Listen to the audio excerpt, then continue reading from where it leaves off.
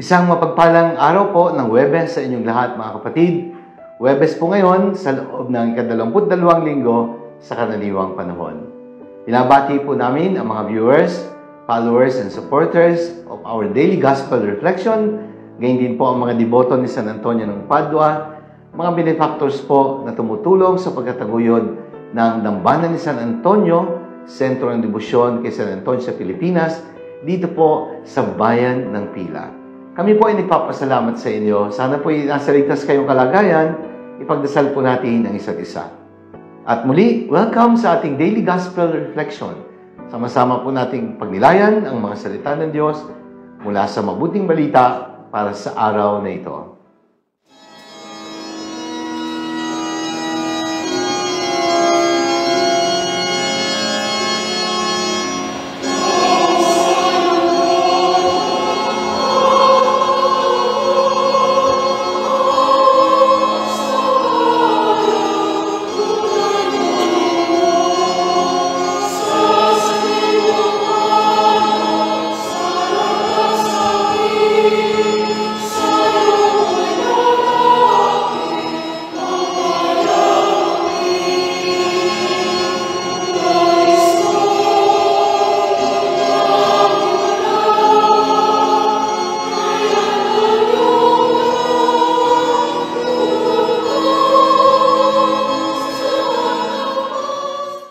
Mga minamahal kong kapatid, ngayon pong araw ng Huwebes, sa loob ng 22 linggo sa karaniwang panahon, ating pagdinilayan ang mabuting balita ayon pa rin kay San Lucas.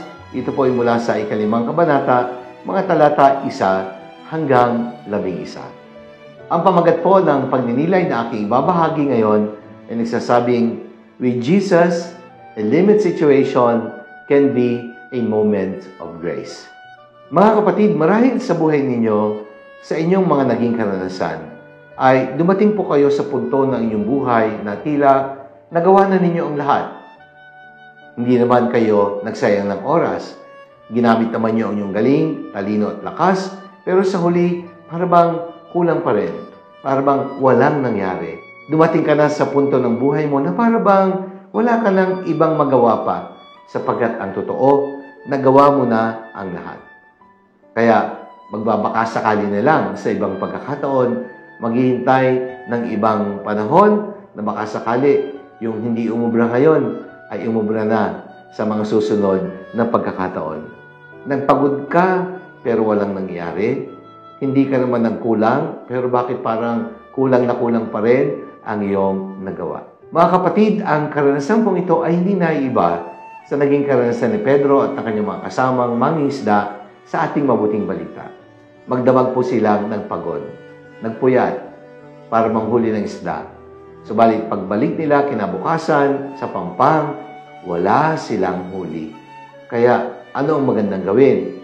Maglinis ng lambat, magpahinga, at baka sakali sa susunod na pagkakataon ay makahuli na sila ng marami. Hindi po sila mga ordinary mangingisda. Sila po ay mga professional, mga expert na mangingisda. Kaya alam nila ang tamang oras sa pangisda. Alam nila kung gaano sila dapat kalayo mula sa pampang patungo sa lugar na pangingisdaan.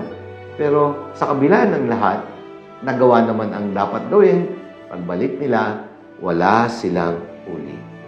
Kaya bakas sa kanilang muka ang panlulumo at ang kalungkutan dahil tila nabaliwala ang kanilang pagpapagal. Mga kapatid, ano po kaya ang mga posibleng aral na maaring ibinibigay sa atin ng Panginoon sa naging karanasan ni Pedro at ng kanyang mga kasamang mangingisda?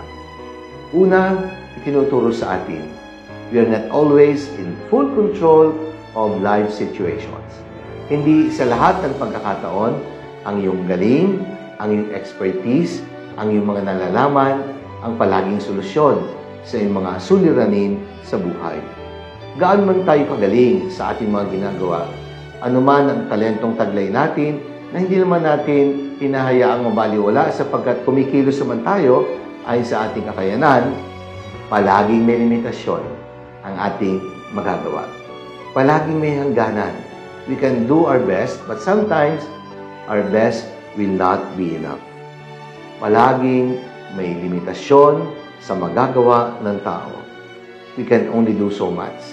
Pero tandaan natin, hindi tayo at hindi ang ating alam ang palaging solusyon sa mga mahirap na sitwasyon ng buhay.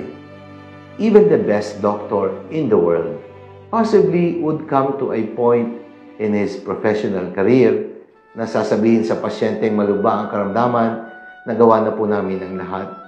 Wala na po kami magagawa pang iba at posibleng sabihin din, ipagpasa Diyos na po natin.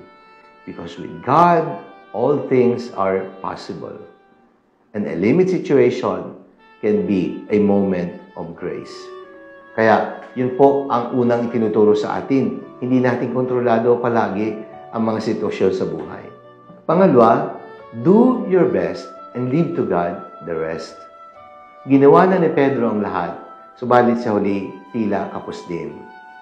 Hindi naman siya nagkulang, pero talagang posibleng sasabihin ng iba, hindi lang tayo sinuwerte, medyo minalas lang. Kaya yung hindi na natin kaya, pinagpapasa Diyos na natin. Kaya nung sabihin ni Jesus, kung malaot kayo, ihagis ang lambat, bagamat sinabi ni Pedro, magdamag silang ng huli, nagpuyat, nagpagod, at wala silang nahuli. Pero napakaganda ng sinabi ni Pedro, dahil sinabi po ninyo, ihahagis ko ang lambat. Siya po ay nagpaubaya. Nagpasyang sumunod at ipinagpaubaya ang lahat kay Jesus. At ano nga ang nangyari sa kwento? Nagulat na lang si Pedro at ang kanyang mga kasama sapagkat hindi nila mahila ang lambat sa dami ng kanilang huli.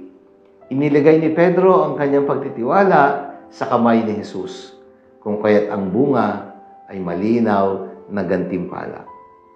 And this experience may teach us a lesson that by our faith and trust in God, a sad experience can turn into a moment of grace.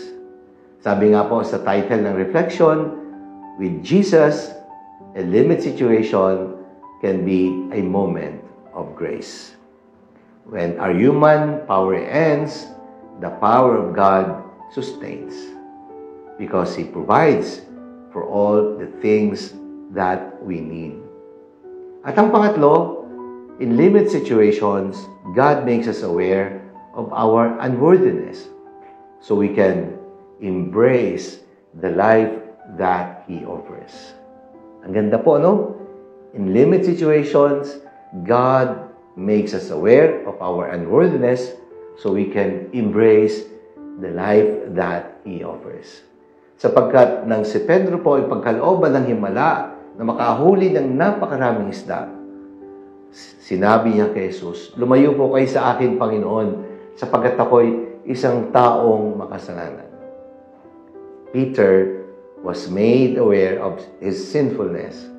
He was made conscious and aware of his unworthiness. Lumayo po kayo sa akin, Panginoon, sapagkat ako'y isang taong makasalanan. Subalit sinabi ni Jesus, huwag kang matakot because from now on, ikaw ay magiging mamamalakaya ng tao. So Jesus invites Peter to embrace the life that he offers. From being a fisherman to becoming a fisher of men. Kaya mga kapatid, with Jesus, anumang limitadong sitwasyon ay pwedeng maging pagkakataon upang tayo ay mabiyayaan ng Diyos. Manalangin tayo. Ama naming makapangyarihan, lagi pong may hangganan ang aming lakas at kapangyarihan. Ikaw din po ang nagbibigay sa amin ng lakas. Ikaw ang pumupuno sa aming kakulangan. Tulungan po kaming ilagay ang aming lubos sa pagtitiwala sa iyo, sapagkat alam namin na kasama ka sa buhay namin. Ang isang mahirap na sitwasyon ay pwedeng maging magandang karanasan na tunay na bukal ng iyong pagpapala. Amen. Maraming salamat po, mga minamahal na kapatid. Sana po nagustuhan niyo at nakatulong ang ating pagdinilay sa araw na ito. Sakaling nagustuhan po ninyo at nakatulong, i-like po ninyo at i-share, ibahagi po natin ang mensahe ng Ebanghelyo sa ating mga mahal sa buhay, sa ating mga kakilala, at sa ating mga kaibigan. Let us fill the world with the message and power of God's words. Muli po, ako po ay nag-aanyaya sa lahat na suportahan po ninyo at panoorin ang gaganaping post-birthday benefit concert ng inyong lingkod, Father Emil, ang Rector po at Cura Paroko ng Pambansang Dambana ni San Antonio ng Padua. Ito po ay isang benefit concert para sa pagpapagawa ng sacristy at para sa pondong kinakailangan po ng Commission on Family and Life na ako po ang nagkataong director dito po sa Diocese ng San Pablo. Ito po ay sa September 23, alas 7 po ng gabi. Father Emil performing with his band and with some guest priest performers. Suportahan po ninyo ang proyektong ito. Maraming salamat po at pagpalain kayo ng makapangyarihan Diyos, Ama at ng Anak at ng Espiritu Santo. Amen.